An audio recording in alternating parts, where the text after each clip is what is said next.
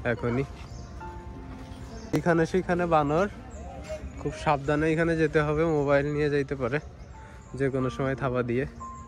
তো আমাদের সুন্দরবন ট্রিপের বাঘের দেখা মিলল না, কিন্তু সুন্দরবন ট্রিপ শেষ হয়ে গেল। এখন আমরা পরবর্তী কোথায় যাই সেটা দেখার জন্য আপনারা অপেক্ষা করুন। অবশেষে আমাদের সুন্দরবন পরিদর্শন শেষে আমরা এখানে চলে আসছি হযরত খান জাহান আলী মাজার শরীফে।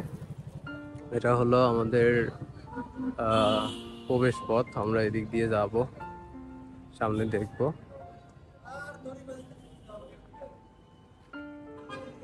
গেট দিয়ে ঢোকার পরে আমরা কয়েক মিনিট হাঁটার পরে একটা রাজধানী নামে একটা হোটেলে খাওয়া দাওয়া শেষ করে তারপরে দরগা শরীফে এই দিক দিয়ে ঢুকবো। মাজার শরীফ শেষ করার পরে আমরা এরকম একটা জায়গায় আসছি। এখানে এই যে অনেকে গোসলের জন্য প্রস্তুতি নিচ্ছে বা গোসল করতেছে। আর এই যে এটা অনেক বড় একটা দিঘি, এখানে সবাই ই করে। আর এটা হইলো মেন যে গেট, এটা এখানে সিজদা, নাচ, গান, কিরক, বিদাত, ইসলাম পরিপন্থী সকল প্রকার কাজ সম্পূর্ণ নিষেধ। এটার মধ্যে যারা যায়, যারা অনেকে যায়, কিন্তু আমি আসলে এটাই বিশ্বাসী না, এর জন্য যাচ্ছি না। আমরা চলে আসছি, এখন এখানে প্রবেশ করতেছি।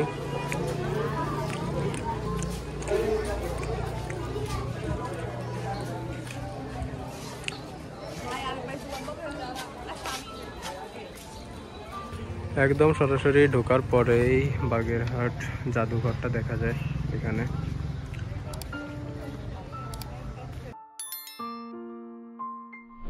ষাট গম্বুজ মসজিদটি বাংলাদেশের 3টি বিশ্ব ঐতিহ্যবাহী স্থানের একটি, যেটি ঢাকা থেকে 175 কিলোমিটার দক্ষিণ পশ্চিমে অবস্থিত। এই মসজিদটিতে রয়েছে 7টি পিলার, যা ধারণ করেছে 81টা গম্বুজকে।